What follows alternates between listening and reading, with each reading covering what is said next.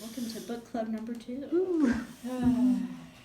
Alright, politics are simultaneously unique.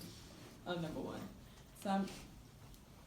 Politics are simultaneously unique to the time period, region, etc. being discussed, yet universal across place, time, and etc. What is meant by this?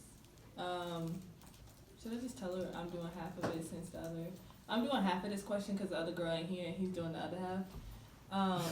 Issues and, okay, so what they mean is like, they said that issues and labels constitute the entire policy of an era. So like in the Depression, like the main thing was the main policy being for economic policy. And then like when slavery was around, they were trying to get rid of that. That's what that means. But okay. Labels organize issues to be historically, geographically, and culturally idiosyncratic, creating a left-right political spectrum. And so when they created this, basically any problem that arises, they could pretty much categorize it on one side. Based on that spectrum, like it kind of gives you it kind of just oversimplifies each issue, which makes it seem like all of them are kind of the same, when in fact that they're different. And even if kind of a different issue resurfaces in a different time period, it's for the same reason, has the underlying same reason. That's how I kind of got at it. So on that spectrum, it meant that political beliefs are multidimensional, and whatever thoughts, feelings, or positions you have towards a certain issue is determined by social or cultural forces that could either be of that time or they're stemming from a further time that's been carried over, just been taught and passed down. And once again, these are this thought process and is influenced by environmental and social factors. That's how I looked at it. Yeah, so there's like a little bit of a contradiction, as the question says, and so the way to understand the contradiction is through what's called bedrock social dilemmas. And so the reading defines these as the divisions and underlying first principles of politics. And then that is defined as core preferences about the organization, structure, and conduct of mass social life. So like all social units across all time, they've all had these decisions to make about how they want to run their societies, their communities, and stuff like that. So that's what this is about. So one of the examples that they talked about was kind of like back when they had like hunter-gatherer societies. They had to, one of the biggest things they had to figure out was how they were going to split up what they got, how they split up their spoils. So that was obviously a couple hundred years ago. But today, I think that kind of but I think something similar might be like a budgeting process, maybe. Whereas you need to figure out how you're going to allocate your funds to the rest of the community, maybe the rest of the state. Yeah, that's what I got. If anyone has anything else. Part A, can y'all think of any examples or ways that past political issues have differed from those we experience today, yet still fall in the same universal umbrella discussed by the authors? One thing I was kind of thinking about was like how, like I took it way back to kind of like biblical times where like different issues that had to deal with them were like famine, or things like that, a lack of food or like a lack of food hygiene were some of the more issues they had to deal with then, whereas, now we deal obviously with different issues, but just because like the labels change like over time from generation to generation doesn't necessarily mean that like it's not still really similar political issues that we're dealing with that are falling under that same umbrella. Right. I think of like women's rights kind of because we go from like the 1920s with like the ratification of the 19th Amendment, and then even like in one of my classes last week, one of my professors says like women weren't even allowed to like sue in courts until like the 1950s and 60s, and like now today like women are still fighting for like equal pay. So it's like, yeah, like the circumstances are changing, like yeah, we're getting like more rights and stuff, but it's like, we're still not seen as equal to a man that's like doing the same thing that we are. So, yeah. A consistent political issue. Yeah. Justice. Right. Okay, number 2. Okay, that is me. The authors began the chapter by talking about the research conducted by Milgram and Zimbardo. What do the authors of Predisposed find problematic about the way people most often interpret the results of such studies? So, just like a little bit of history about these two studies. I'm not going to go too far in depth, but basically, the Milgram experiment was, somebody would like tell a person like, you have to like electroshock this person, and people were basically willing to obey authority, like even like 450 volts, like they were willing to do it.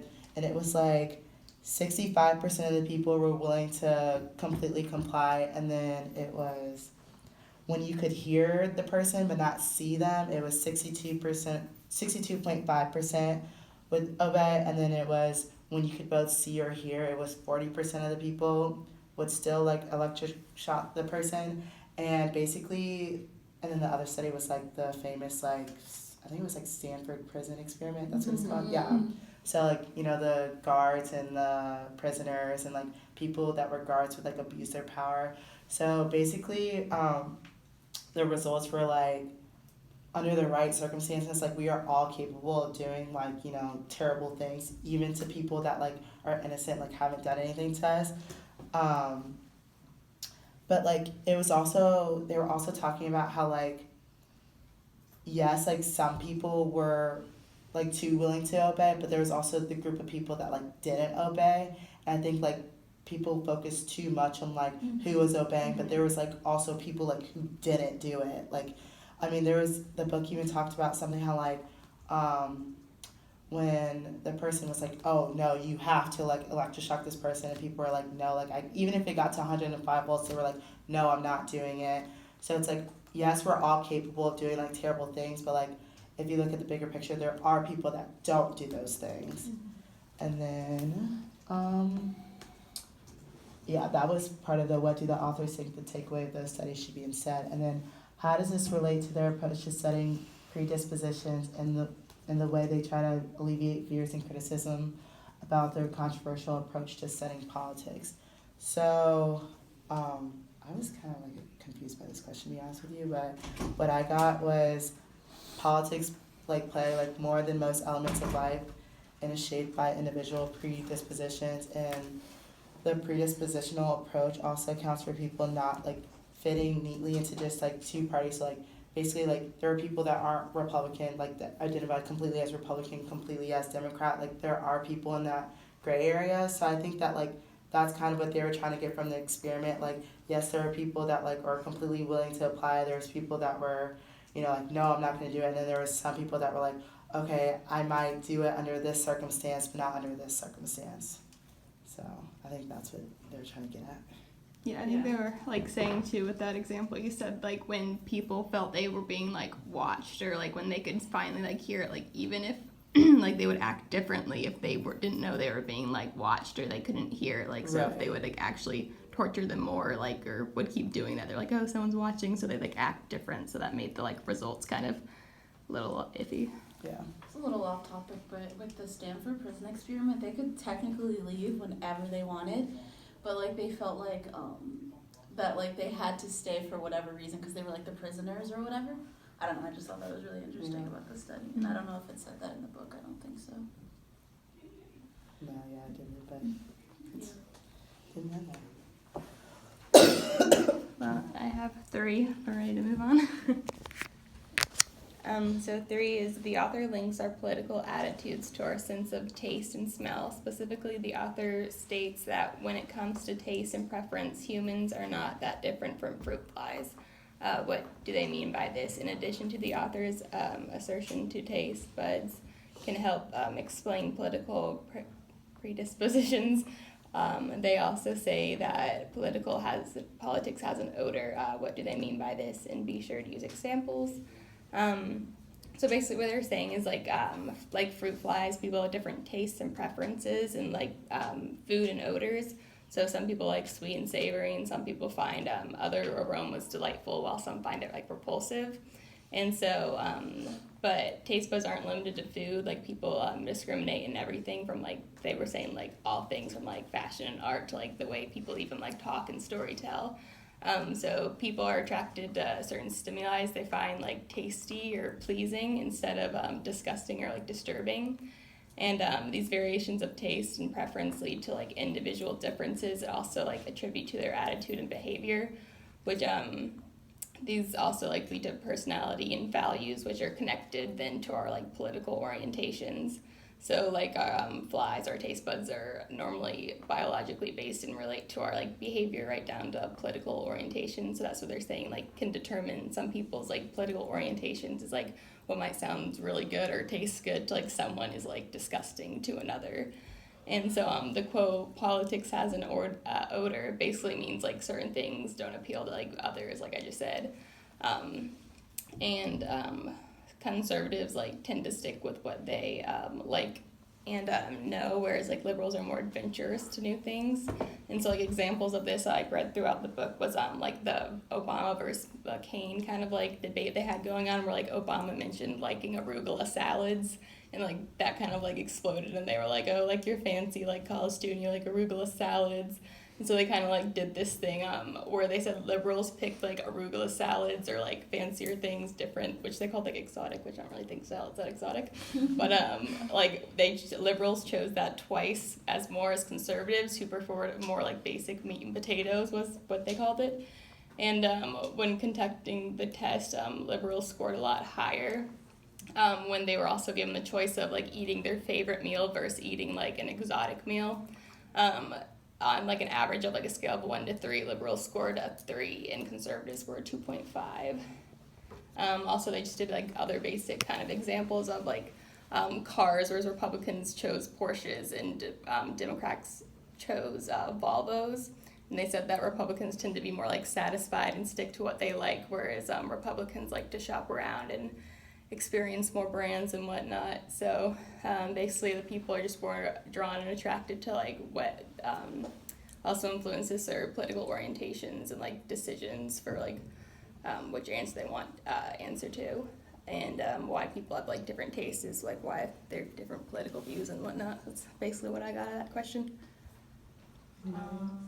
I just think it's like, I don't know about y'all, but when I was reading this book, I just think it's interesting how like they even thought about testing flies or doing like a lot of these experiments to even put that together, because I wouldn't have, and sometimes I was just like, really, like it's kind of a stretch, but I kind of understand what they're saying with this fruit flies and politics thing.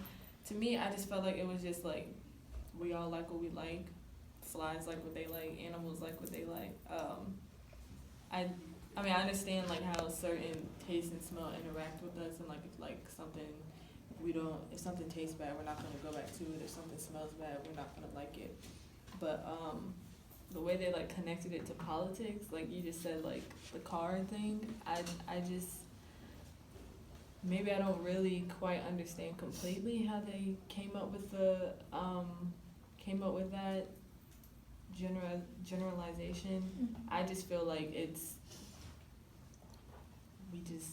I really just feel like it's just we like what we like. I don't think it has. I don't really think it has. It was a very like drawn out chapter of like they went from like fruit flies liking like beer over something like Kool-Aid to like like what people like to eat and art wise to like here's our politics. Like it kind of was a little stretched out. It just kind of confused me, but like I understood what they were saying, but I didn't. Like if you know what I really mean. I think it's kind of like a stretch. Yeah. I guess it. Like you see what they're saying, but at the same time, like, it's kind of a little outrageous.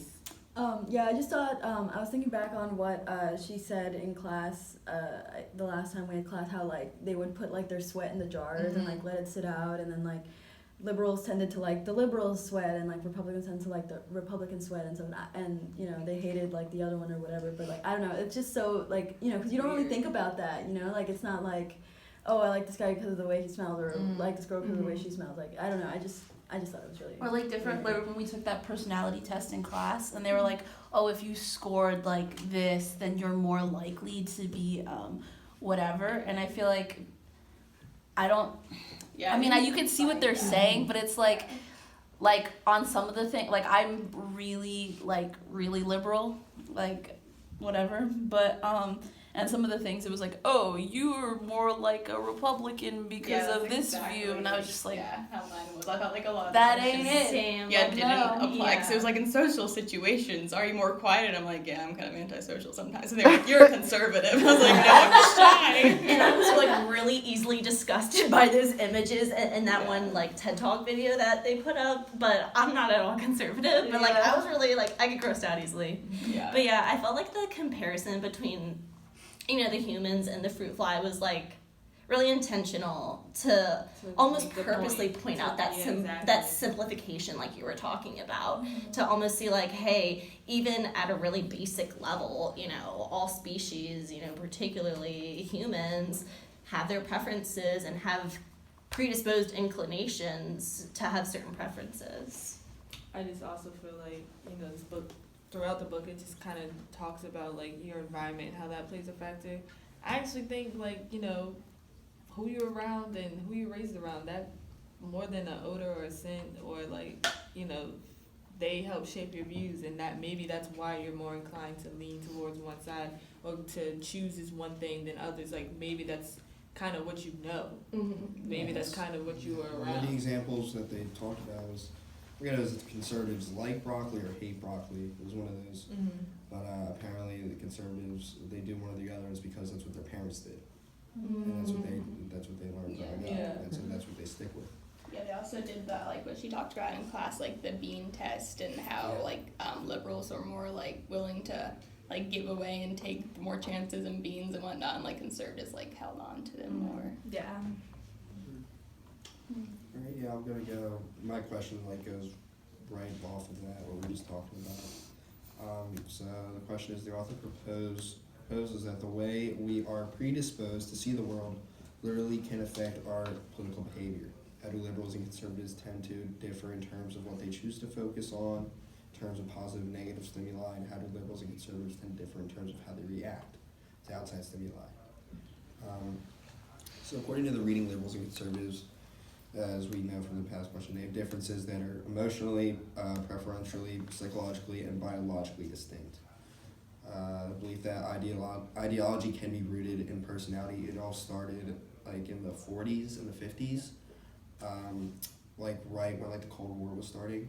And so they came up with these tests that would try to decipher whether or not you had an authoritarian personality or not. And so that, you know, created the authoritarian personality test. And so when doctors and scientists believe that a person's character traits preferred social order and clearly defined rules, they had an authoritarian personality. Then, you know, they kept coming out with more and more tests. There was like the F test to talk about, to see if you're a fascist, and there was like a C test also. But this was basically just to out like communists and fascists and stuff like that.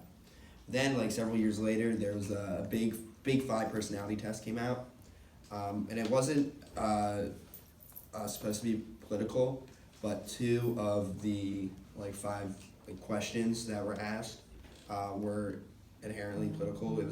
One was about openness and one was about conscientiousness. So it said people who score high on openness tend to like envelope pushing music and abstract art. And people who score high on conscientiousness are more likely to be organized, faithful, and loyal. So the connection between conservatism and conscientiousness is pretty consistent. And then also the same thing for liberals with more of the open, abstract beliefs. So then, you know, as time went on,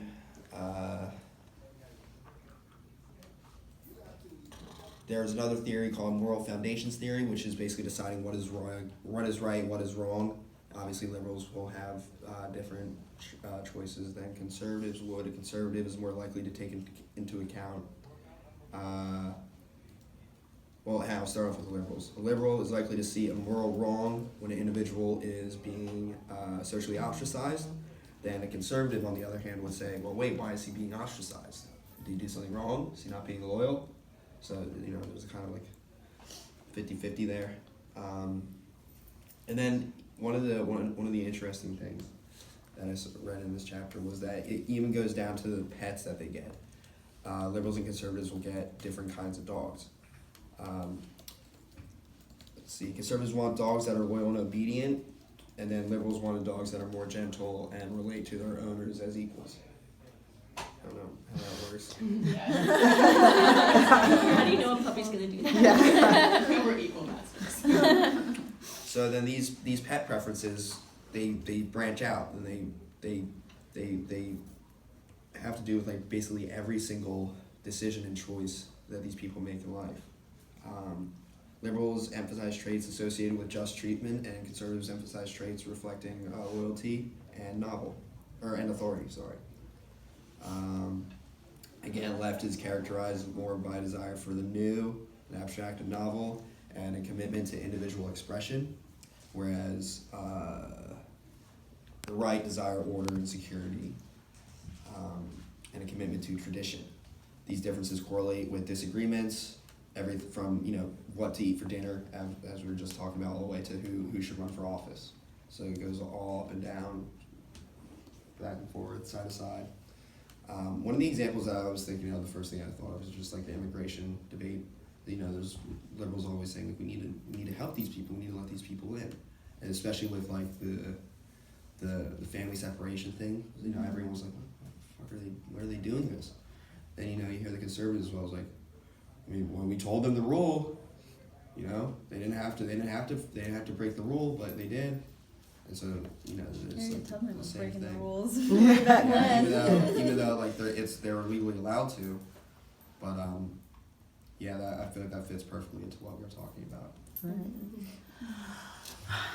I feel like this kind of like, sorry. I don't know, because I feel like I'm one of those people like in question 2 where I said there's like people in that gray area where like I feel like there are some things where I'm like, yeah, sometimes I'm like, oh yeah, I'm a conservative. Then like a lot of other times I'm like, nah, I'm like more liberal. Like I'm just like always like back and forth, I feel like. And I feel like with your question, it was just like, and even like your question, it's like everybody was like, they like broke everything down to like the science, like you're a Republican if you do this, you're a Republican if you get that. Yeah. But it's like, what if I'm like, okay, I get this kind of dog, but then like I'm this way with something like with food or something, you know what I'm saying? I'm like, I just feel like, I don't think we talk enough about how like, independent, like a lot of people are, like that like group is like getting bigger and bigger because it's like, we're not just like put in, like it's the 21st century, like, we're not this or that, like a lot of people are like kind of like branching away from that. Like I grew up like very conservative, like I went to Catholic school, like my dad's like very conservative, my mom is like, she's conservative, but like she also has like, she's like me, she has like a lot of like liberal views like when it comes to like social issues. But it's like, if you knew me when I was like a freshman in high school, you would think I was a completely different person because like you mature, like I started understanding politics more, like I understand like and you like saying that, like me personally, I'm not friends with any of these people, but I was like talking about this project with one of my friends, and he was saying that a lot of his like more Republican or more conservative friends, like they just they're just not very informed on the issues, so they just like have and that was me. I'm gonna be so honest, like I sometimes say things where, and it's like, one of my teammates, she like, we have like political talks all the time, and like she'll like tell me about things, and I'm like, oh, like you know what I'm saying, I'm like I started thinking like talking, and then it's like okay, like I don't necessarily like change my view, but I'm like, okay, like I'm more informed. Right. Yeah. And it's like, I feel like that's not talked about enough. Like, I feel like we're like, I don't know, I feel like this book like kind of like breaks each person down. It's like, you're this or you're that. And I'm like, that gray area. That was one of the things to me that was a little iffy about just some of the concepts in this book, because like a lot of them I did really get and like was really like with it, understood. Right. But other times I was just like, I feel like liberalism, conservatism, independent, whatever, is such a spectrum that it's just hard to identify. Oh, you are definitely this. Of course you're grossed out because you're a conservative, Well, it's just such a spectrum, Exactly. as is Yeah, I a lot thought of characters. it was like very two-sided, and I think it was like somewhere near the middle. They actually like, I don't know if you guys remember, like used a term that was for like if you're kind of a mix of both, and I was like, okay, they're gonna talk about it like kind of a mix of both, and it was like 2 sentences, and then they went back to like half of it. Another example I was thinking about like was kind of like the predisposition maybe for conservatives to like be more motivated by a stimuli that would negatively impact them, or like people with like their shared demographic, you know, such as like finances, something that would like financially affect like business owners negatively. Right. Whereas liberals might be more motivated to respond to a stimuli that would affect, you know, like disadvantaged groups, for example. For sure. Yeah. Anything else about question 4, y'all? Not really. Yeah, it's just definitely polarizing. Mm-hmm. Yeah. It kind of sucks. I get what they're doing, but yeah. Yeah. All right, well, I'll go ahead and do number 5. Lots of parts to it. All right. Are the authors of Predisposed comfortable making normative judgments about the link between predispositions and political attitudes? Why or why not? What about other people? Do the authors believe that most individuals judge predispositions in a normative way? How does your answer to the latter portion of this question relate to concepts of soft and hard categorizers? How does this relate to the ways that our learning processes differ across the political spectrum? What examples do they use to help explain how liberals and conservatives process information differently? So for the first part, are the authors, you know, comfortable making these normative judgments about like the link between predispositions and political attitudes? I think no. Because the authors kind of made it clear in regards to a bunch of different topics throughout the book that there's so many contributing factors when it comes to considering the link between predispositions and political attitudes that it's hard to give a finite normative judgment when the link is blurry. So the way things ought to be can't really be comfortably determined, since the exact relationship between predispositions and political attitudes hasn't been 100% determined. So also the authors remind us that evolution is maybe one of the biggest overall factors in, you know, choosing what predispositions like individuals have. So evolution, as we know, isn't really necessarily predictable. So if that's one of the biggest causes of predispositions, then no, I don't think the authors really did make, you know, any distinct normative judgments about the direct link and relationship between predispositions and political attitudes. Also, another reason I think that the authors weren't comfortable making normative judgments is because they also stated in the book that, you know, experts should always seek objective measures rather than subjective ones. Objective meaning, you know, more able to have multiple interpretations. So for the second part, what about other people? Do the authors believe that most individuals judge predispositions in a normative way? And I said yes. They likely do believe this because individuals do judge predispositions in a normative way, since people tend to make up their mind more often, and people also tend to follow commonly held guidelines when it comes to knowledge of anything, but especially predispositions. People follow, you know, commonly held knowledge like stereotypes and things like that. And we also see that the authors present that, you know, people a lot of times do show decisiveness, or even how much they see gray areas in decisions can be linked to political ideology. So this brings us to like the concept of hard versus soft categorizers, and I know we even talked about it in class too. So like this concept of soft and hard categorizers relates to the latter portion because, you know, hard being these people dutifully placed targets are really good at categorizing things, you know, really distinctly can determine the difference, whereas soft categorizers do see more of a gray area and they see this more objective possibility for there to be, you know, more interpretations. And this does relate because the authors found through these studies that, you know, liberals do have the tendency to see more gray areas and more possibilities and interpretations, whereas conservatives tended to be more hard in their interpretations, more specific, and yes, this is the answer, no, that's not the answer, and we're more decisive in that respect. Yeah, and that decisiveness also plays into kind of that ability to make a normative judgment about a link that might actually be kind of blurry in reality. So both sides learned differently from each other. Liberals were more likely to open up to new things, whereas conservatives actually were more intimidated to open up to new things. Also, conservatives were more likely to acquire information that they think needed like a decision to be made on, whereas liberals were more apt to acquire new information, even if they didn't necessarily agree with the findings or like the findings, they still continued to pursue finding new information. Yeah, so in the last part, there's so many parts of this question. So, yes.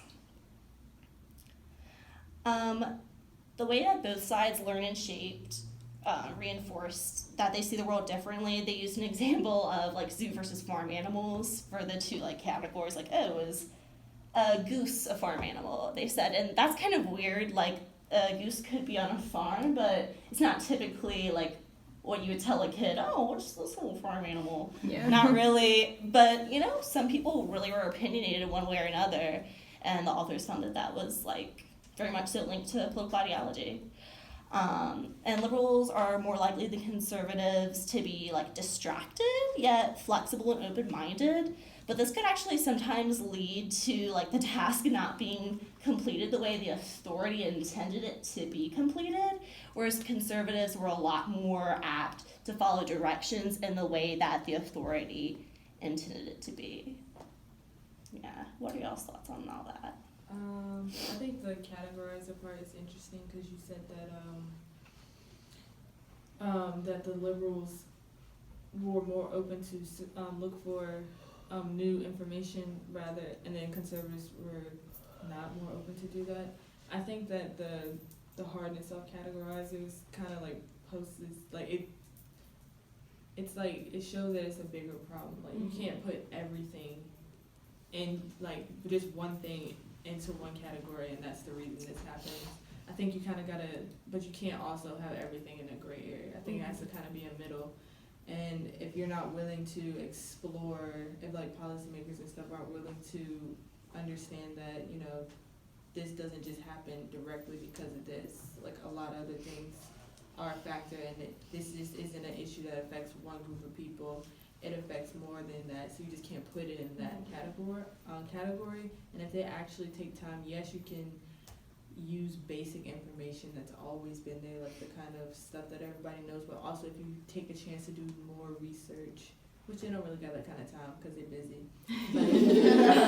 But if you take the time to do more research and learn from more people and actually listen, then, you know, maybe you could come to an agreement or like something that actually works instead of just putting a piece of legislation out just to put a piece of legislation out to say that you address the issue. So I just think that part's interesting because you just can't, like not everything is just in one category. Me, when we were doing that activity in class, I was just like, oh yeah, this is that. My friend said that golf wasn't a sport, and I was just like, I think it is kind of, but it doesn't require the same amount of physical like preparation as like football or basketball. And I was, you know, I see what they were saying, but I consider it a sport.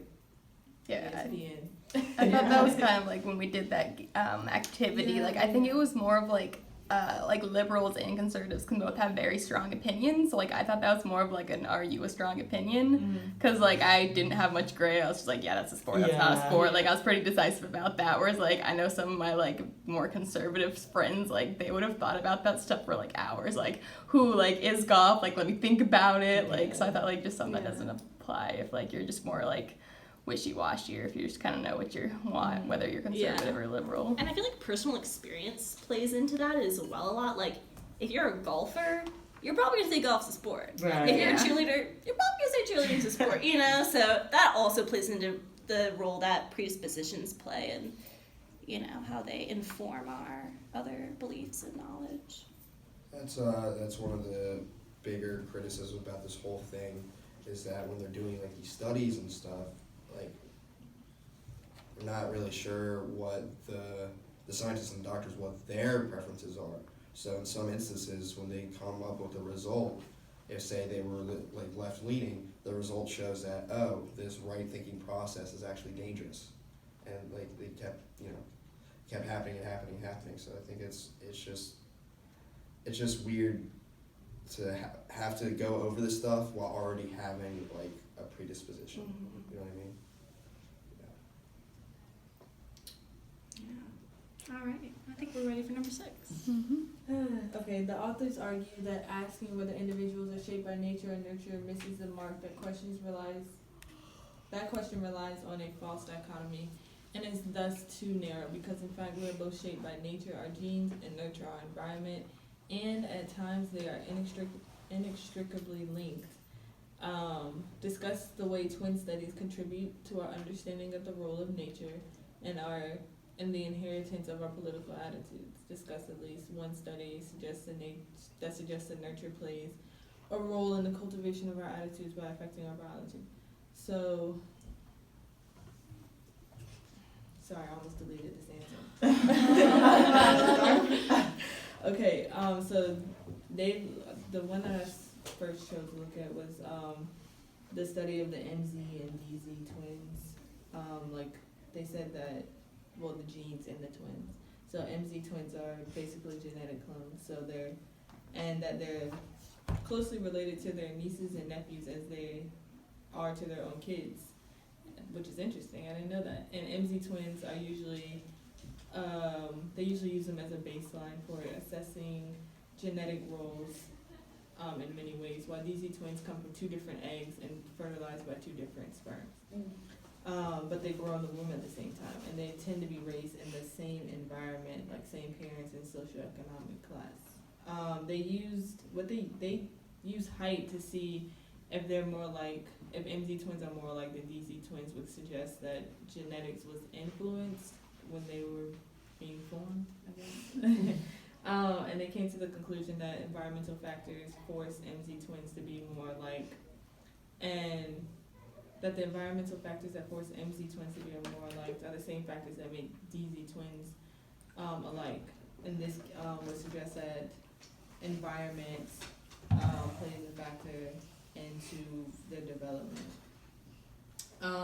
They said that social scientists began studying twins to see if their behaviors and attitudes were heritable, and they found that the MZ twins are more have more social and political attitudes in common than DZ twins, and which shows that genetics does play a role in shaping attitudes towards a lot of things, including political attitudes along with the environment.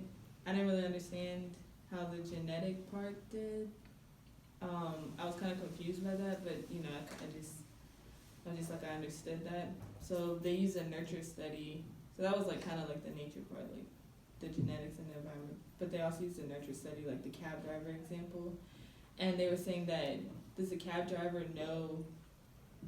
from experience know the ins and outs of the roads and how to navigate through a city and not die? Or like, does his brain like just recall the information, or has he like trained it to do that? They found that the longer an individual has been on the job doing the activity, the bigger the posterior of the hippocampus of their brain becomes, because the environmental situations and events have affected their biological constitution, which suggests that our neutral anatomy changes, not the DNA. So I just felt like I've heard nature versus nurture in like a whole lot of other political science classes, but really never paid any mind because these teachers don't go in depth.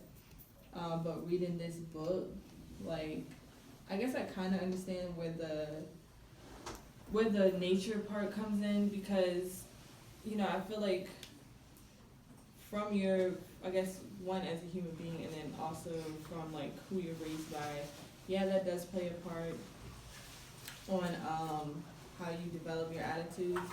but also like everybody's been saying, I feel like this question is kind of like together with everything else in the book, but separate. Sorry, but also the nurture part. Like once you've been doing something a certain way for so long, and once you've been in that environment for so long, like the cab driver, then you just come accustomed to being like that, to acting like that.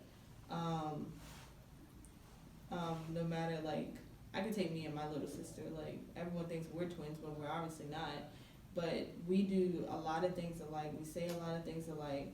But her way of thinking and my way of thinking and doing things is completely different, despite being raised by the same people and being in the same environment. Her way is more irrational than mine, to say the least. But I don't know. No, she's not. I don't know what I don't do Did you all say that she what? astrology. I'm a Gemini. What should I say? Yeah. Yeah. October. Like me. Oh, she's Scorpio. Ooh. Libra. I guess Yeah. so. The end of October. 30th. Scorpio. Scorpio. Oh, Yeah. yeah. 29. I'm a Scorpio. Really? Yeah, I'm a Scorpio too. But I just feel like We're born on the same day, it's fine. I just feel like that's like a good example. I looked at it like that for both the nature and nurture, because more so the nurture, because we've been doing a lot of things. We were trained to do a lot of things our whole life. We do it the same, but where we differ is how we think about the task at hand. And I just don't. Maybe it's just me with this book. I don't rock with the book. But I just really just don't. Yeah. I don't see the problem with it. I think both of these, like, this is actually one of the studies that I actually think they both make sense, and this is a legitimate argument to what they found, like between the twins and then like a cab driver. I think that's a legitimate, that plays a real role in someone's predisposition and like how they think about things. That's just me. I don't know if I explained that well. I'm sorry, but I was like, I have a really long answer to try to like explain it, to try to cover it all, but my bad if I didn't explain it well. Yeah. Yeah, I used to be one of those people who like really felt that nurture was actually like a bigger impactor than nature. And one thing I will say is this book did change my mind a little bit. I still believe that they both, like they said, both definitely play a role. Right. But the book definitely changed my mind a little bit into saying that nature plays a huge role as far as these predispositions go.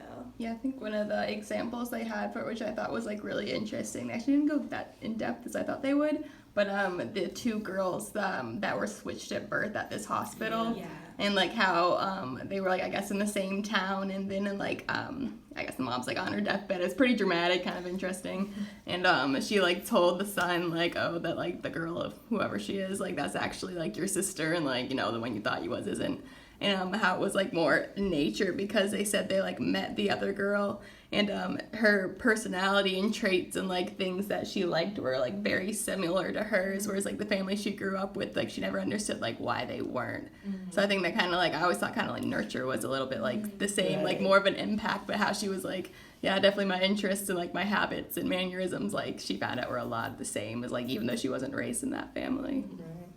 It's just like weird when I like consider my family, because if you look at like, there's like my older sister who is like the exact opposite of me, and then it's like my little sister is like a mixture of like the two of us, and it's like I'm kind of like very similar to my dad, and like my older sister is very similar to my mom, and it's just like when I think of, like I don't even know, it's just like hard to explain like how.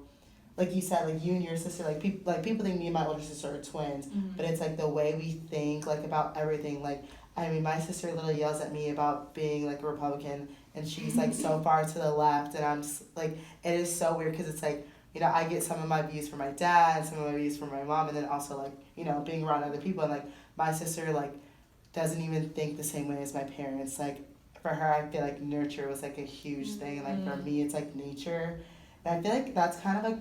I don't know if it was in the book or not, but I feel like that's like the argument with like Republicans and Democrats. Like Republicans are very traditional, and like they pass down their beliefs from generation to generation, whereas Democrats are like obtaining like information from like their environment and like other people, like people they surround themselves with. So I feel like that, like, I don't know.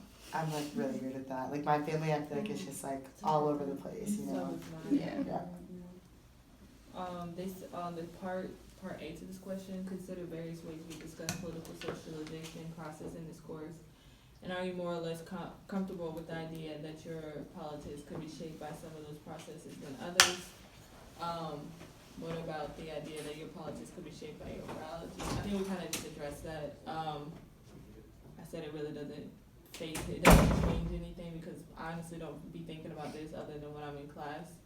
But Yeah, that's the thing, like, if you're thinking about that, like, constantly, then it's Yeah. gonna affect it. yeah, It's but just this in the is back of your something head. like I just thought that this is interesting. I do feel like I said, I do feel like it has a effect.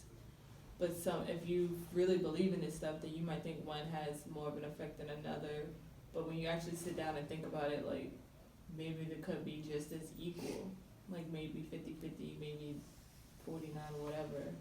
I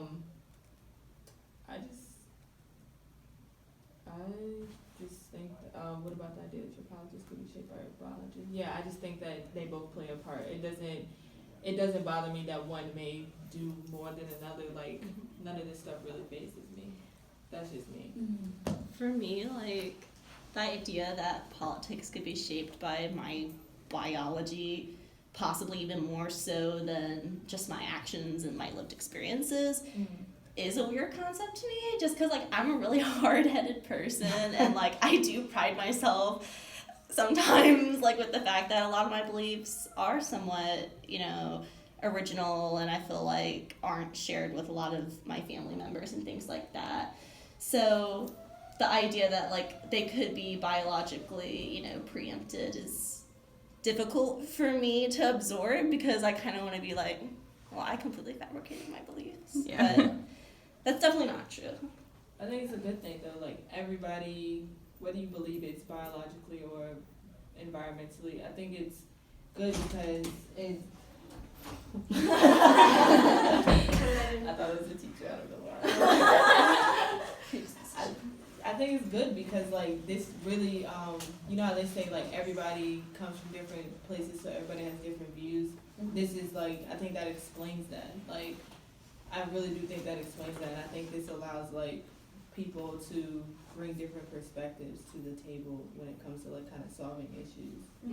It's like your experience may be different than mine. That's why you think this certain way, or I don't know who's gonna argue like my genetics are different than yours, so then that's why I'm thinking like this. I don't know who's gonna say that, but like I just think that this allows more diverse and more like room for conversation about issues. Yeah. But 7. It's me. So, what do the authors mean when they suggest that liberals and conservatives may be better suited for particular environments, provide examples to help illustrate their assertion? How does this discussion help the authors make the point that liberals and conservatives might actually need each other? So, what they were talking about with some are better suited for certain environments, like in the book they were talking about like, was it Liberalville and Conservatown or whatever the fuck it was? Well, like, generally liberals like, like new experiences, they want to like be like in a diverse area, try new foods, all this other stuff, while like people in Conservatown, lights out by 10, trimmed lawns, like same like food, like same American stuff, and like, someone that is liberal wouldn't want to live in Conservatown or whatever, like they just wouldn't really fit in there. And so yeah, that's what I think it was talking about for the particular environments, like, and then, it was talking about examples. It was talking about how like the more conservative person could be like the strict parent, and then the more liberal person could be the nurturing parent, like someone who grew up with kind of that kind of dynamic, like, my more strict parent, like, helped me kind of, like, not be too crazy, not wild out too much, but the nurturing one, like, it didn't, like, keep me in a bubble, I want to say, like, it didn't, it, like, I don't know, made me more flexible, I think, to other kinds of things, and, like, it was talking about how, they need each other, like, so one isn't, like, too crazy, but it also, like, you need, like, new experiences and all this other stuff. And then, Oh yeah, and then the side question was, based on the author's argument, do you think you're better suited to make decisions on some political topics than others? Do you think there are some political decisions where your predisposition might get in the way of achieving the best outcome? Well, I do think that I'm better suited to like make decisions on certain topics, like specifically like immigration. Like my parents are immigrants, like I'm an immigrant, like you know, I think like someone that grew up, you know, in like a small town in like Missouri, like who's never seen a brown person before in their life, like they don't really have like, I want to say like the right perspective because they don't really know the experience of like an immigrant and like why they would come to this country and like all this other stuff. Like I think as someone who is going through that experience, like I am better suited to, I don't want to say like, you know, be the end all be all of like this topic and like, you know, but I think I have more insight on that kind of stuff. And I also was talking about how, you know, like I have to work like raising minimum wage and stuff. Like I have to work like 35 hours a week and like I'm a full-time student and like I have to do all this stuff. And a lot of the people that I've seen that have been opposed to raising the minimum wage have been like upper middle class people that don't know like the struggle and stuff. And like I just think it's, I guess kind of I don't want to say unfair, but like they just don't understand the topic, you know, like so they can't really like, they can put their input and stuff, but they can't, they're misinformed, like I was talking about earlier, like they just don't really know the experience. And like in the same way, like I might not be suited to answer like questions about like, I don't know, like agriculture or like, you know, stuff in the South more so. But I don't know if anyone wanted to add something. Yeah, like I haven't heard anybody who makes minimum wage say that it's livable. So, Yeah. you know, Yeah. you know. When I was working at the General Assembly the past session, I had to do a minimum wage bill, and everybody who was opposed to it had their arguments against it were either lies or was just completely outrageous.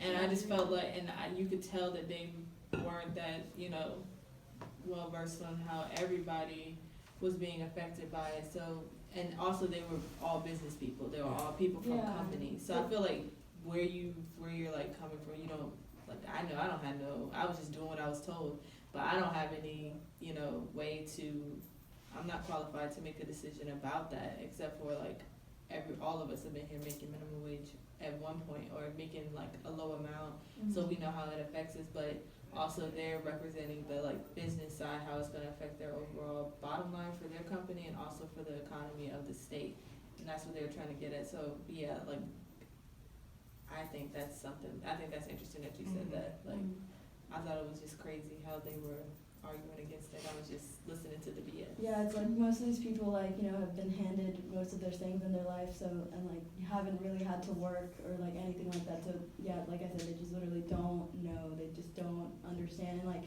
I'm sure there are some things that I don't understand about other issues that I can't, you know, like speak on, but I don't know.